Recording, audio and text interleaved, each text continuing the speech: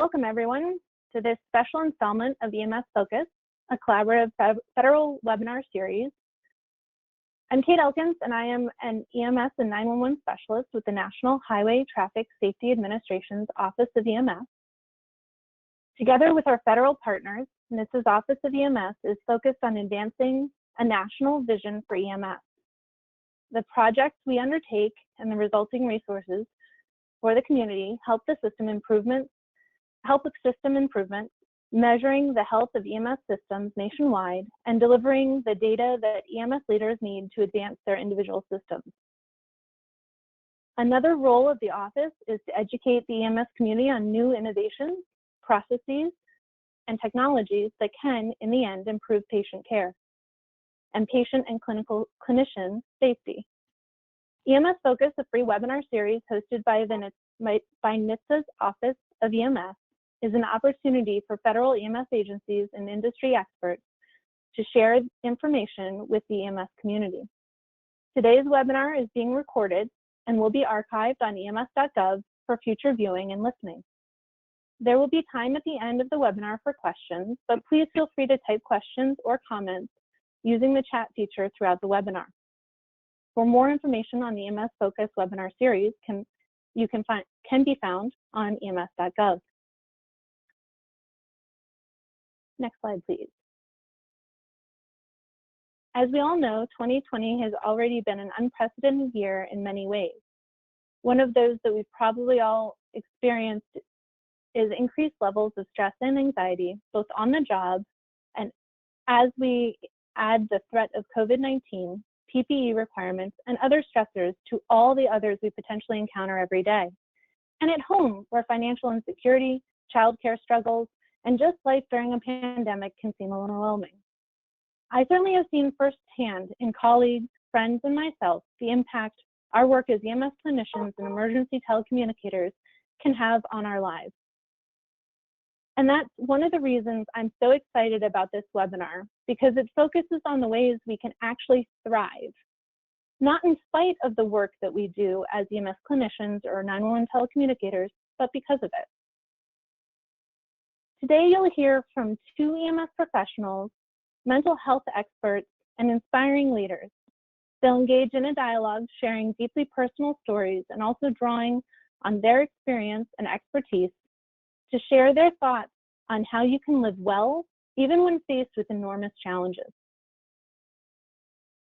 John Becknell is a community and organizational psychologist and consultant who works with first responders in the areas of living well, personal growth, organizational culture, and leadership.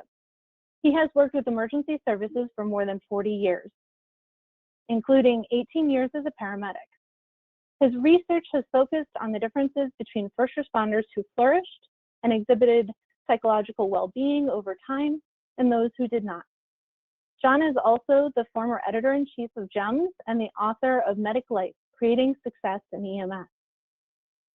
Mike Washington is a therapist and a firefighter EMT with the Seattle Fire Department, where he serves as a team lead for the department's critical incident stress management teams. Mike has experienced and worked with the extremes of stress, tragedy, risk, loss, and adversity, and has great wisdom in the area of personal development, coming back from the brink, and living well over the long haul. As a Marine Corps Master Sergeant, Mike served in a variety of settings and roles, including combat infantryman, intelligence operator, and advisor to the National Counterterrorism Center. He has deployed internationally and domestically as a disaster response volunteer, supervisor, and team lead with Team Rubicon. And as I mentioned earlier, I am Kate Elkins with the NHTSA Office of EMS and the National 911 Program. And now I'll turn it over to John and Mike. Next slide. Hey everybody, John Becknell here. I'm happy to be here and be with my good friend Mike Washington. Mike has a powerful story about leveraging adversity into being a better version of himself. And what we want to do today is just spend some time talking with you about Mike's journey and what we're learning through research around living well, and spend some time just being encouraging about the difficulties that we're facing. We're not going to lecture you about stress. As Kate has already said, these are really difficult times, and these are times when people are feeling exhausted, feeling uncertain, feeling a ton of loss around our usual comforts, and dealing with family members who perhaps don't share our risk tolerance. And all of these things are sort of coming together on top of the usual stress of life and this unique role we have in delivering emergency medical services. But what we want to do really is connect and encourage and let you know that you're not alone. Mike, when you give talks to first responders, you have a unique title for your presentation. What is that? Yeah, I made my title, I'm You, You're Me. And the reason why where I came up with that is that we're all cut from the same cloth in some way, shape, or form. If you wear a uniform, you wear a badge, you do something for the greater good in the community that puts your life at risk or does things that most people are not doing, well, there's something that we all share. So I think that cuts across all of the other lines, and that we can come together and go, and things that have happened to me probably happened to you on some level, because I'm you, you're me. Yeah, I love that. And I just want to encourage all of you. We're assuming on this call are going to be field providers, leaders, peer support folks, maybe family members. And what we want to say to all the medics, EMTs out there is you're not alone. We're discovering an amazing brotherhood and sisterhood across the United States of people who are facing incredible adversity and yet finding ways to leverage that into becoming a better version of themselves. And what we want to do today is talk a little differently about adversity. So typically, all of the conversations around psychology, stress, resilience, debriefing, all of that kind of stuff has typically framed the hard stuff, the crap, the shit, into something that is psychologically dangerous. And what we've been trying to do with our work and what we've learned by simply conducting a kind of research, qualitative research that is about just simply listening to the lived experience of first responders, what we're finding is that adversity doesn't need to be the dangerous stuff that causes us to break down. And so we're trying to reframe it. And the reframing that we'll be talking about today is that we see adversity as an expected and a major part of the human adventure. And what's needed is to cultivate the knowledge, skills, and passion to get really good at simply rocking and rolling with adversity. And that's what Mike's story is really about. And one other little housekeeping thing, when we talk about living well, you'll hear us using this word. What we're talking about is just a few things. That's simply having balance in good emotions and negative emotions and having some positive balance there. Recognizing to live well is to not have life on hold, but to really recognize that each moment and each day is precious and you're really engaged. It's also about having a good relationship with yourself and connecting with others in a good way. And while it's not always fun, the life experience isn't always fun, we're taking whatever life gives us and we're growing and striving to become a better version of ourselves. And all of that is framed with a sense of meaning and purpose. So when we're talking about living well, we're not talking about happiness or smiling, but we are talking about taking control of what you can control in life. So that's sort of our setup. And so as we move to the next slide, one of the things that drew Mike and I together was two things: was shared experience of working in emergency services and wanting to help other people, and a love of philosophy. So would you agree with that, Mike, that thinking about life, and which is what philosophy is something that has been really important to you and your journey and to bringing us together? Yeah, I absolutely agree with that. You know, I'm a historian as well, and I think there's a commonality between philosophy and history if we do that deep enough dive. And I think it's really important for us to have that separate interest and use that separate interest to help us live well in the middle, and so we can continue on with our stressful and tough careers that we've chosen for ourselves. So yeah, philosophy is yeah, that's accurate. So the philosophy that Mike and I have been talking about, and you'll see some bullet points up here, but generally speaking, the philosophical approach that we're taking to the difficulties that we face as EMTs and paramedics delivering care at all times of day and night is this. We believe that difficulty and adversity is common to the life experience. We happen to get a little more of it when we join first responder agencies or we join the military, but the tough times are expected, but they're not incompatible with living well. So what we think about is the fact that difficult experiences kick us in the butt and give us some options. And what we realize is that the kicking in the butt is going to happen. Where we get the choice, we don't have a choice about the kick in the butt, but where we have a choice is what we do with the kick in the butt. And that's the big difference. And so what we find is that the people that flourish or the people that do well long-term in life take the kick in the butt. And what they do with it is they leverage that into growing up and growing wise, as we say, which is really about developing themselves and becoming a better version of themselves. Did I get that right, Mike? Is that sound correct? Yeah, and I think it's changing our outlook too on what that means, because none of the things that we're talking about right now were things that were presented to us as an option or even a desirable trait to have when I first came in the military and in the fire service. Back then, our role models, if you will, were like in the military was the Clint Eastwood character. And I guess for the law enforcement as well, you know, you're just that hard-bitten cop, you know, hard-bitten Marine. You've seen it all, you've done it all, hard drinking, hard all this, you know, and that was the person that you wanted to be. You wanted to be the person who can say, I was there, I was in all that stuff.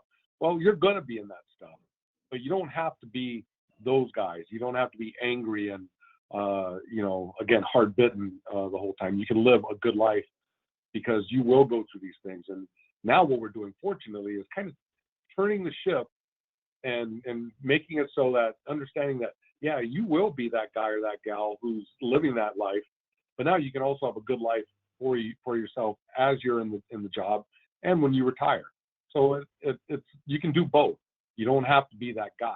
But that was the role model that was kind of presented to me by my mentors in the Marine Corps. And to a certain extent in the fire service as well, but certainly in the Marine Corps. The commandant of the Marine Corps when I joined in '81 was a World War II vet. A lot of guys were still Korea War veterans and a lot of Vietnam guys. These were not guys who talked about feelings and talked about, you know, being mindful or anything like that. These are guys who drank it and fought it, you know. And so when you become used to that and that's who you want to be, well, be careful what you wish for because you're going to be that guy. Yeah, we often talk about a kind of four characteristic types of response to adversity. One is a victim response. Oh my God, everything's happening to me. The second one is really the martyr response, which is, well, it's happening to me and I just have to sacrifice, sacrifice, sacrifice. A third one is the stoic, which Mike is talking about, the stoic who grits his teeth and buttons up or drinks it away. And but the fourth one that we're really interested in is we call it the pilgrim, and it's the person who's on a journey, on a life journey, recognizes that the butt kicking is going to come, but says, what can I do with this? How do I leverage this in and on my journey in life? The last piece of this philosophy talk that I want to just mention is the well-being paradox. So I was giving a talk at a police department recently, and as I was walking up the hall to the room, I heard a police officer say, he was talking on his cell phone, and I heard him say, "I have to go to another stupid stress meeting." And of course, it was the one that I was teaching. And the reason many of our providers have this feeling is what we call, what we refer to as the well-being paradox. And here's the paradox: is there's no shortage of information.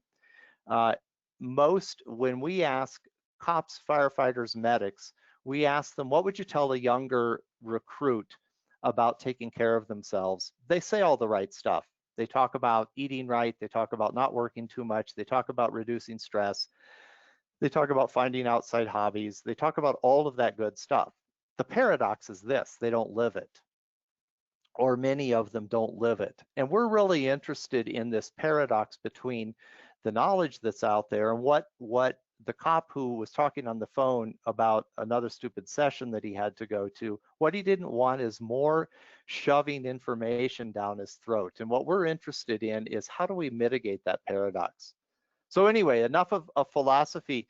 Mike, let's talk a little bit about your story. And if we can bring up the next slide, please. So Sure. Mike, Go start a little bit from the beginning. Well, when I speak around the country, I've come up with this concept of 0 to 18. Who were we? What were we before we even showed up on the yellow footprints of somebody's boot camp or fire or police academy? We had a lifetime before we did any of those things. And just like everybody listening, I started out as a child. No kidding. Yeah, I was a healthy baby in Hawaii in 1965. I know a lot of you recognize that, and I appreciate you tuning in. That's really why John has me here, is for that celebrity. But the reason why I mentioned my childhood is because I had a childhood that's not unlike some of you who are listening. Again, I'm you, you're me. And in that childhood, we had poverty. We had there was physical violence in the house. There was divorce. There was alcohol. And I was molested as a child. And these are all things that I carried with me before I did anything in the military, right? Before I even showed up on the yellow footprints. My armor had taken a beating up to that point. Now, I will also say that my story is not even the worst story. There's probably 2/3 of you who got worse stories growing up. And I'm really sorry for that. And I hope that you at some point, start to work with that and turn that pain and that those incidents into growth, that post-traumatic growth. And we can do that, right? Because let's take poverty, for instance. Anybody who's listening, if you grew up in poverty, that's probably a big motivator for you right now to give everything you can to your kids: a nice house, good schools, vacations, all those things. So that's an example of using the things that you didn't have as a child to make it better for your kids, and doing everything you can. Sometimes that can be a double-edged sword, because doing everything you can means working a lot.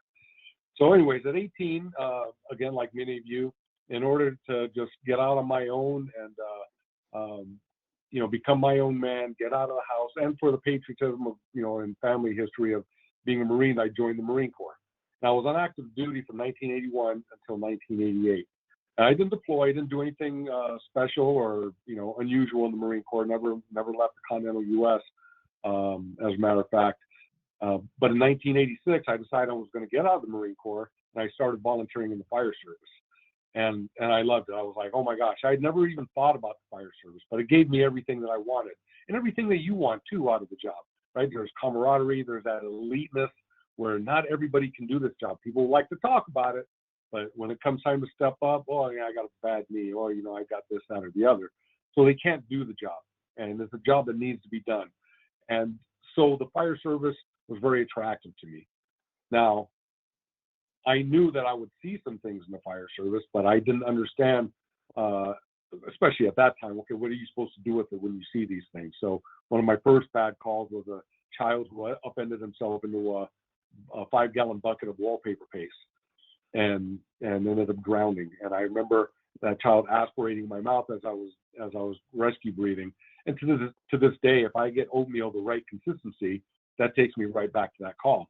Also, just down the street the other day, my wife and I were walking our dog, and there was a bucket in the street, and his dad was washing his car, and his little toddler child was kind of walking around the bucket, and I stood there and I won't say I was having a flashback, but boy, I was remembering really well. Now I've learned to work with that, but for a number of years I didn't. I just, okay, put that away. Just put it away. It didn't happen. And I started picking up those calls like that. And I just started putting them away, make a funny joke every now and then. But I really didn't know what to do with it. I didn't understand that these calls were starting to build up and it was a cumulative stress. Now remember, 0 to 18, right? My armor's already taken a beating from some of the things that happened to me as a kid. And now it's starting to take a beating now, even more so, because I'm asking to go out and send me to your worst thing. And as a young firefighter, yeah, you want to be that guy who's there, who's in the middle of it, you know. And this before gloves and gowns. And if you came back with blood on your uniform and stuff, that wasn't now it's gross. Back then, oh man, Mike was in it. Yeah, check out Mike. That's what you wanted. That's what we want in that job, especially early on. I stayed in the Marine Corps Reserve, and that was the light armored infantry, that 8-wheeled vehicle you see, and deployed to Desert Storm. And that was my first time of visiting this destruction on somebody else, and seeing everything that we saw in Desert Storm in the 48 days that we were on the front line there. And again, I put it away. Now here's another thing that we do in the fire service and in EMS and law enforcement, is we compare ourselves to those who came before us. And we like to say, well, we didn't have it as tough as fill in the blank. In the Marine Corps, well, I don't care what you're doing now, it wasn't as tough as Vietnam, Korea, World War II. And that may or may not be so, depending on what you were doing. But it's nothing that we should be comparing ourselves to. We should be comparing ourselves to what's happening to me right now.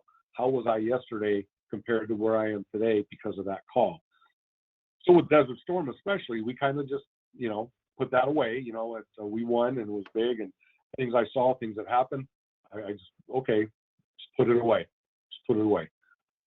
And I'm still in the fire department. I come back in and I start having my first real cases of post-traumatic stress injury. Now, the post-traumatic stress is something everybody gets, right? We just get it because we're humans. It becomes an injury if we don't treat it and we don't do anything with it. And eventually it becomes a disorder if we just leave it long enough. And so in the Marine Corps Reserve, I stayed there for the rest of my career, 23 years altogether, and ended up going to Bosnia and counterintelligence in Iraq, Afghanistan, Africa. And again, I collect all these, this imagery, these scenes, these events that have happened to me, and I put them away, and I put them away. 1994, I joined the Seattle Fire Department. And again, the fire department's a fire department, and you see what you see. And I continue to build these things up. Two things that happened in between that time. One was when I was retired from the Marine Corps, I was kind of told by my ex-wife, says, you need to get out of the Marine Corps. It's Marine Corps, it's me. And I was okay. I was like, okay, I'll get out of the Marine Corps. But I wasn't ready for that. So those of you who are getting close to retirement, you need to start thinking ahead. Okay, what do I want to be? What do I want to look like? Who do I want to be in this next chapter of my life? Okay, do I want to be whatever next career is going to be? How do I want to wear this badge as EMS, as fire, as law enforcement? What is that going to look like? I didn't do that. I had a lot of stress, a lot of anxiety, and I had a lot of PTS because I never dealt with it. So all these things were accumulating. Then my kids went in the military, and my son, Michael, joined the Marine Corps, and he was killed in action in Afghanistan in 2008. That's him to the right back there. And I had a lot of survivor's guilt that was placed on that because I felt that why was I back here in the United States just living the big life while my son's out there doing the heavy lifting? And you're starting to have these arguments with yourself that just don't make sense, but you do it anyways. And so this was pushing me forward down the PTSD, the disorder side of the house. And that brought me up to the point where I was standing on a bridge, had my last meal, I was done. And the funny part about it, for everyone who's listening, the funny part about it was I was presenting a pretty strong front to just about everybody. Now, people knew I had some stress. I was also on peer support, so I'm listening to people. I'm going out on disasters with Team Rubicon and collecting those imageries and helping the young guys who were my son's unit in that organization. And I was about to hit the wall, and I didn't even know it. I was just going, okay, I got this. I'm tough. You know, hey, I'm Mike Washington, Master Sergeant, U.S. Marines. I'm Mike Washington, Seattle firefighter. I'm Mike Washington, healthy baby, Hawaii, 1965. For heaven's sakes, I got a lot to stand up for, until I couldn't do it anymore, and I found myself on the bridge. I believe what happened to me was my son pulled me back and says, "Hey, Dad, you're not done. You're not done. You've got some work to do here. There's people who need to hear your story. So get off that bridge and start talking about what happened, so nobody has to live the life that you're living." And consequently, that's when I started to turn my ship around. And we'll talk a little bit more about what that looks like, that post-traumatic growth. But that's how I got there. There was an imagery. There were role models that I wanted to be, and I became those role models. Hard-bitten, angry, you know, drinking a lot, you know, just doing all these things, and not recognizing that I've got a little bit too much on my plate and I need to step back. So that's how I get to 0 to 18, and then 18 to, at the time, 51, when I was at my, I guess, call it my high water mark of stress and misery index. And Mike, when you hit bottom and you walked away from that bridge, what were the steps that you took to start putting your life back together? Well, it wasn't immediate. You know, it wasn't like, okay, I know I'm going to go do these things. I think for my son, it was just like, get Dad off the bridge, you know, so stop the bleeding, right? That's the first thing. And I remember another incident that happened in Moore, Oklahoma, in a Team Rubicon response. I thought I was really good at hiding my emotional implosions. I looked like Tom Hanks in Saving Private Ryan when he's, you know, goes over that dirt mound, and he's, you know, in that shell hole, and he's trying to look at the map, and he's having the tremors, and he just breaks down. That's what it was looking like for me, and I thought I was being really good at hiding that. And they were getting progressively worse ever since Desert Storm, and they were getting worse and worse and worse. Well, after a day out in the rubble in Moore, Oklahoma, I thought I was by myself, and I was having one of those implosions. Now, this isn't crying. Crying is good, right? Crying is okay. Sometimes if I don't cry, if I haven't cried in a while, I'll put on Field of Dreams just so I can cry, right? Because it's okay for men to cry in Field of Dreams. That's a sanctioned guy crying movie. So we put that on. But this was an implosion. I didn't know what was happening to me. I just know it wasn't good, and I couldn't control it. There was a member of Team Rubicon, and this is a veteran-centric disaster relief group. And at this time, there was a lot of Iraq and Afghanistan veterans who were going through a lot of issues, and hard work with a shovel and a pick and doing good work for people. That was the way they were helping themselves. But one of these guys he could see that I was going through that. And the reason why he could see it is because he's living it too, just not at that moment, but he was able to spot me. And he kind of turned me on to the idea of this organization called Save a Warrior. And that was really one of my first steps, was to go to this retreat and talk about the 0 to 18 experience, and talk about really how did we get to where we're at now, the misery that we've collected over the years. What did that look like as a child, as a teenager, as a young adult, in the military, in the fire service? Okay, now that we understand that, because education is big, right? If we understand what's happening to us, we can work with it. And once we understand that it's not a sign of weakness or that you're soft, then we can work with it, and we can put it in that spot that you were talking about, John, where we can live well and still work within these parameters of the sadness and disappointment that we will see, because that's part of our job. So that my first step was really Save a Warrior and getting some basic understanding. And that was the thing that really started to turn my ship. And one of the things that I really like about your story, Mike, and the way you lay this out is the 0 to 18. Here's what I think we all have to know, that all of us have internal struggles. Some of us have more that come from adverse childhood experiences and how we were brought up, but we all have that. And what Mike's accentuating is something that's key to living well. And that is to recognize that the if we devote ourselves to emergency services, if we're going to do EMS work and we're going to go rearrange our psychology to really be good at running toward danger, what will happen is that the challenges of our personal life, whether that's addictions, whether that's an old wound, whether that's lack of confidence, whether that is relationship issues, all of those will become magnified by the emergency services work. And the reason for that is that what makes us really good medics and EMTs often is the stuff that doesn't make us very good at going home from work and being intimate and connected and good friends to ourselves and good friends to our spouses, partners, brothers, sisters, kids, friends. And it's important to really recognize that. And so the path that Mike talks about is as he begins to start his path to living well, what he does is get serious about his own inner life. And that's a funny word we never talk about, but our inner life has to do with all of those things that we carry in the memory bank and that we work with as we continue to navigate the present.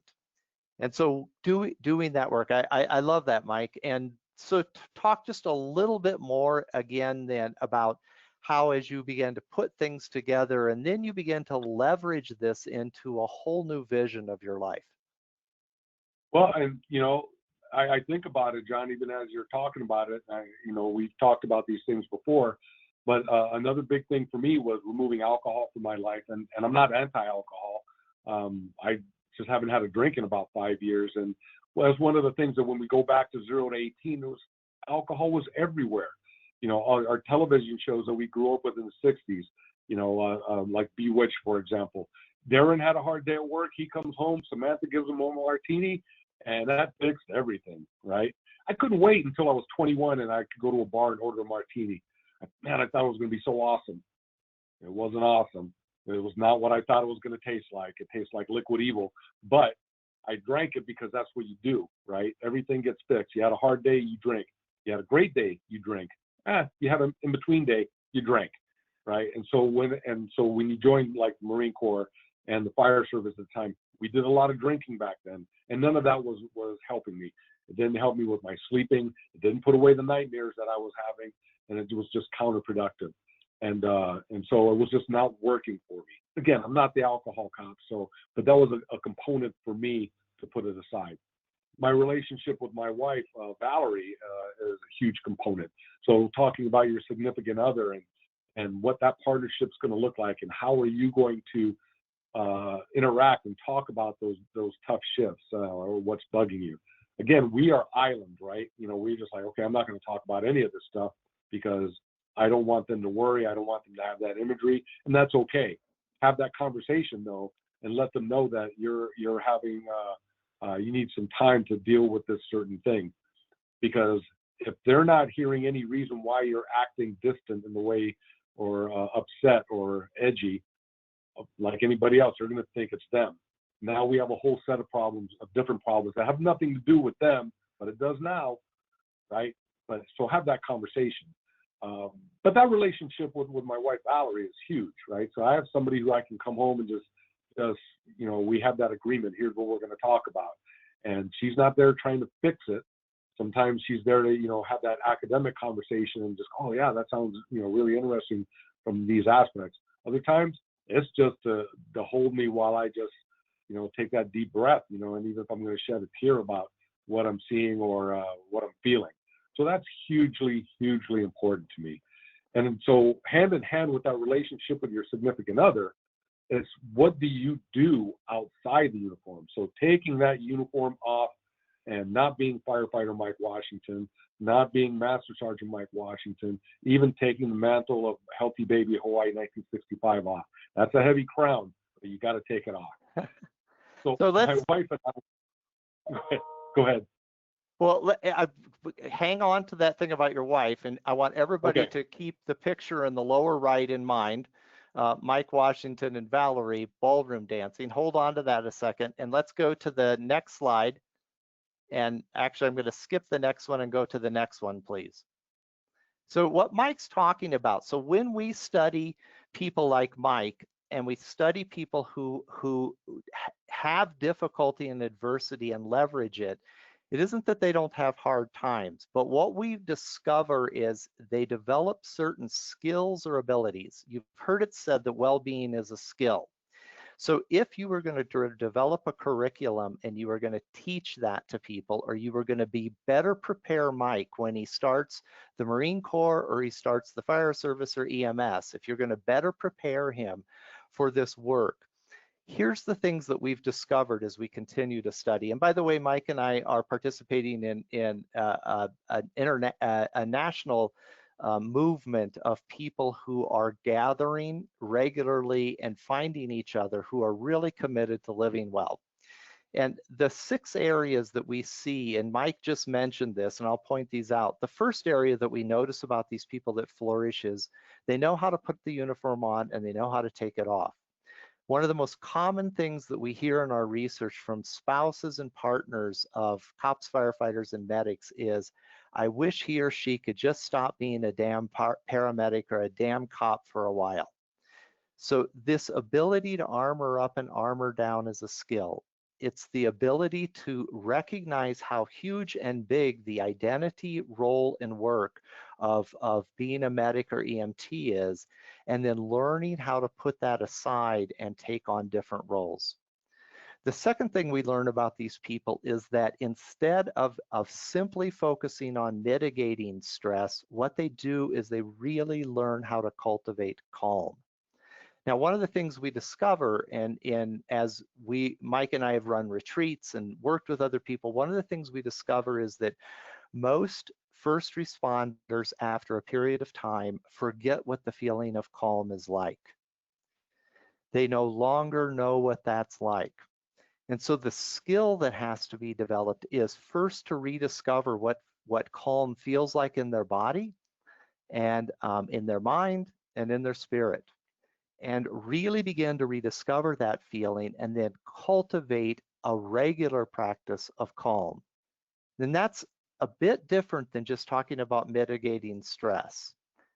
It is and this is what brings you to living well, is that when we learn how to cultivate calm, what we do is rediscover a part of ourself inside which becomes friendly to us. So the third thing, and Mike just talked about this so clearly, is these people work on themselves. They cultivate what we like to talk about is a warm and friendly relationship with themselves. So a question we often ask the people we work with is we say, how are you doing inside? How's your self-talk? Do you like your own company? Can you drive home in the car after a shift without the music blasting or without a podcast on or something else? Do you like your own company? And how do you begin to cultivate this friendship with yourself? The fourth thing that we see, and it's so important, is Mike was just talking about it in his relationship with Valerie, is that we find that the people that flourish seek and nurture nutritious relationships. So many of us have friends and relationships, but many of those are not nutritious. When you know a nutritious relationship, when you spend time with somebody and you come away from that experience feeling fed, feeling full, feeling good. So it is this, if the skill was there, if this was part of your curriculum, it would be, how do we cultivate and develop nutritious relationships? The fifth thing that we see about these people, and Mike was talking about this, you heard him talk, he's got the picture of his son, he's a Gold Star dad, he was on duty when they at the firehouse when the Marine Corps came to tell him that his son had died. What we find about people like Mike is they don't get over heartbreak.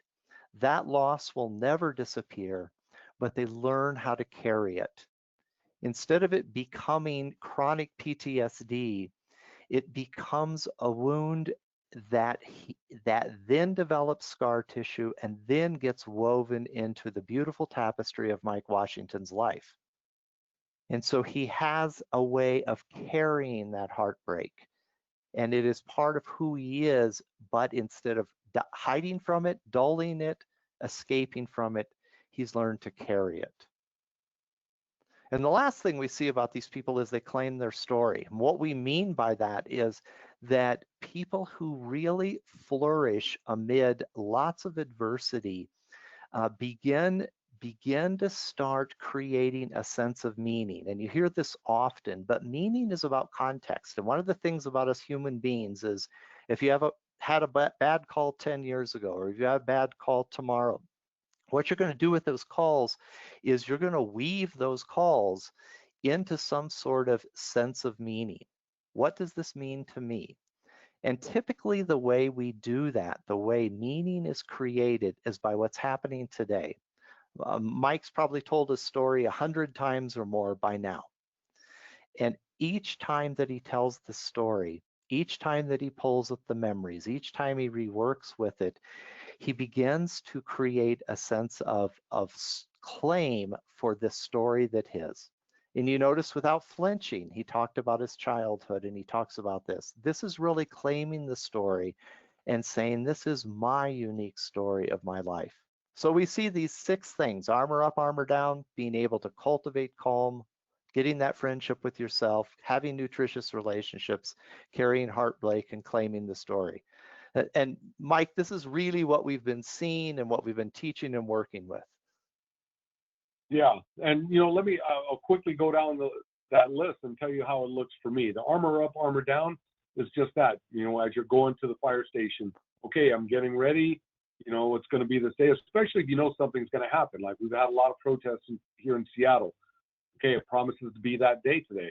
So, all right, get yourself ready, get yourself your armor up, and then when you're done, take the armor off. I'm not at the fire station anymore. Cultivate that calm. That's a ritual I do in the morning. I get up early, and it's kind of like it's mindfulness. It's kind of like just having that time with yourself in the early morning. There's no music. There's no nothing. Sometimes I listen to John Coltrane or Miles Davis, but usually it's just silent. Me with a cup of coffee, and I'm not meditating per se, but I kind of am. I'm not thinking about the day or my tasks or trying to solve a problem. I'm just being, listening, just getting in touch with myself. Working on my warm friendship with myself, that's part of that process. Seek nutritious relationships. I'm going to touch social media on that. Get off Facebook. I've been off Facebook now for about a month and a half, and I don't know why I was on in the first place. Nobody has 1,200 friends, and some of the vitriol that's coming across there in this day and age, it just gets you angry, it gets you spun up. That's not nutritious. That's not good. So take a look at that and see if that's going to be something that you can do away with. And I'm telling you, you can. Learn to carry the heartbreak. I have.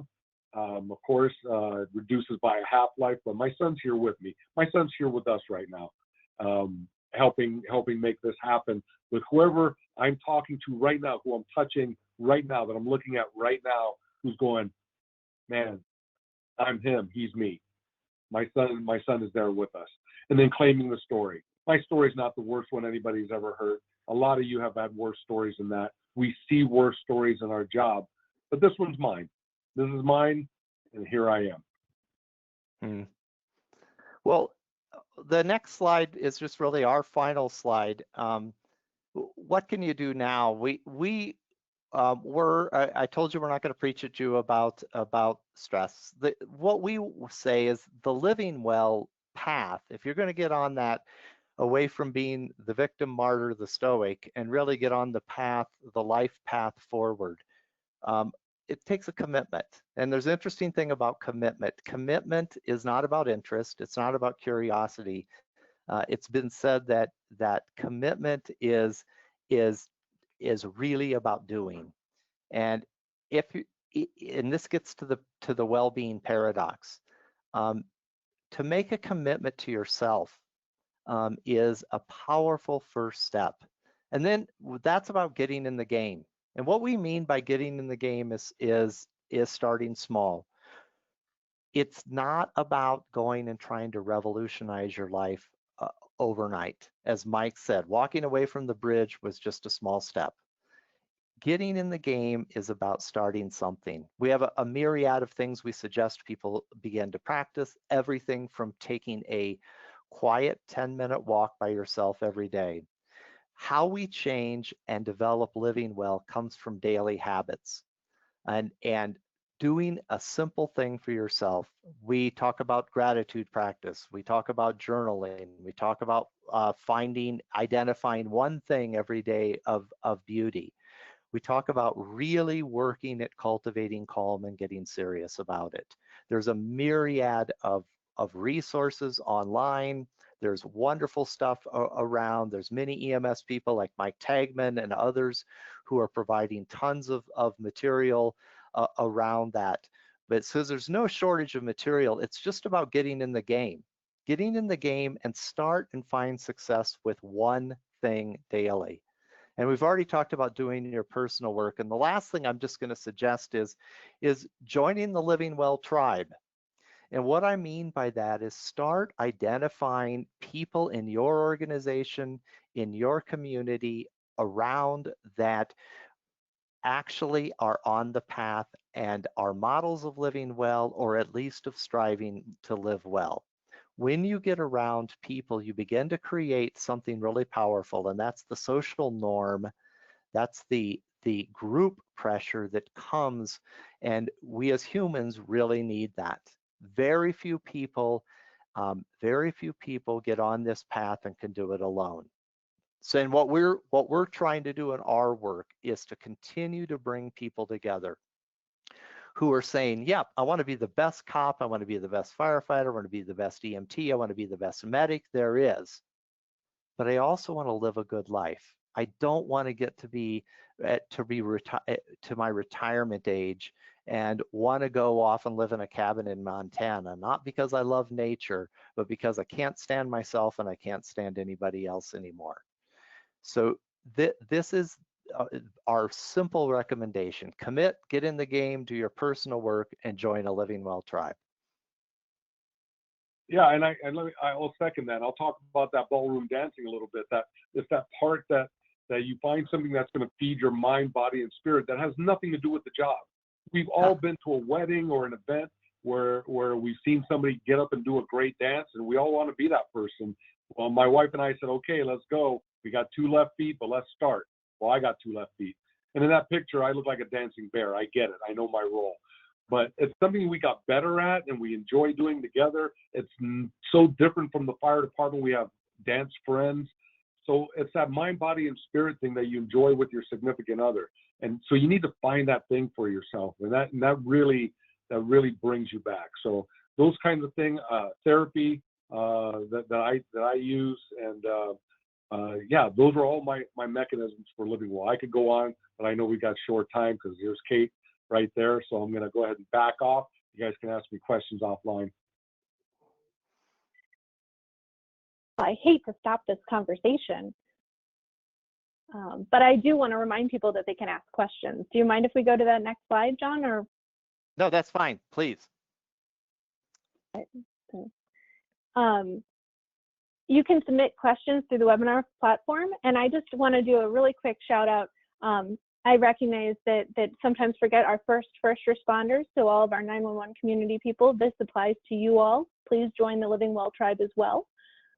We want to make sure that all of us are doing these things to be proactive and to really do the work, take the time.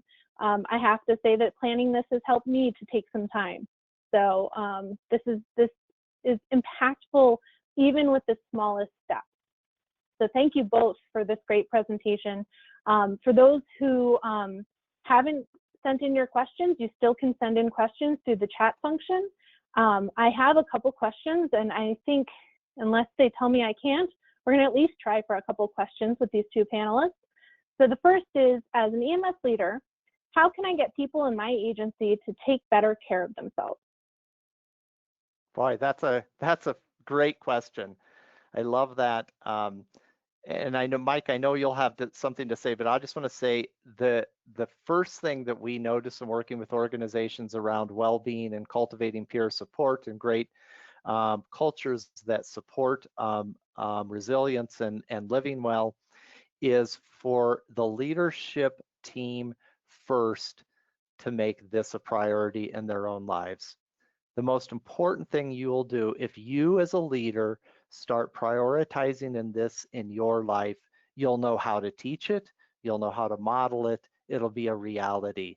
So while there's many things that you could do, the first thing to get other people to do it in your agency is to model it and practice it, and then just begin a conversation. Mike, what would you say? Yeah, I agree. It comes from the top down and the bottom up. And so in regards to around the beanery table at the fire department, at the fire station, it's sharing that new thing that you're doing. And it's not, that the typical thing. It's just like sharing that the living well part. Like when I share with my brothers and sisters that I started ballroom dancing, and it freaked them out. Now there's 2 other people that I know who have started doing that as part of that. And it's become a living well thing for them.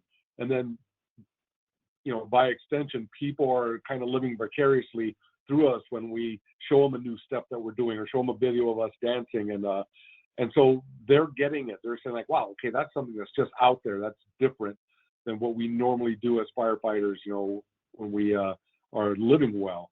So you live that as an unofficial leader in the firehouse, and you live it as an official leader. And go ahead and go through the checklist that you're going to do to make it official. Yes, I've got peer support for my team. I've done this, done that. Start with that because that's easy. It's a checklist. But then start living it, and then start asking those questions. Hey, how are you doing? Come down. Maybe even if you feel confident enough, share some struggles maybe that you have as a leader to somebody in the fire station. If you're a battalion chief, said, a few years back, I really struggled with this, and here's how I worked with it. Somebody's listening. Somebody's always listening, and they may not say it at the moment, but when they see, wow, battalion chief so-and-so, that guy's hard as nails, and he's telling me that he was struggling with this just like I am, all right, I need to listen to this. I need to do something. Yeah, it's that old saying for leaders is go first, be vulnerable. Vulnerability and showing who we really are in our struggles is not about weakness, being soft. Yep. It doesn't own you anymore. When I talk about, I not talk about being molested for my whole life, and it had some ownership over me, right? It doesn't have any ownership over me now. So when I talk about the challenges that I've had, they have no ownership over me. And I'm not soft. I'm not weak. I'm a better person, better husband, better father, better grandfather, better workmate. All these things. I'm going to be a good therapist because I know what needs to be done, and I can model that behavior for the people I'm talking to. So, yeah, it's liberating. Hard at the beginning. Awesome. Don't get me wrong. Up at the beginning, but worth it on the other side. Good. I'm going to squeeze in one last question as we're starting to run low on time. How can I connect with other EMS, 911, fire, police, whatever first responder or category you fall into, people who are on the path of living well? Oh, great question.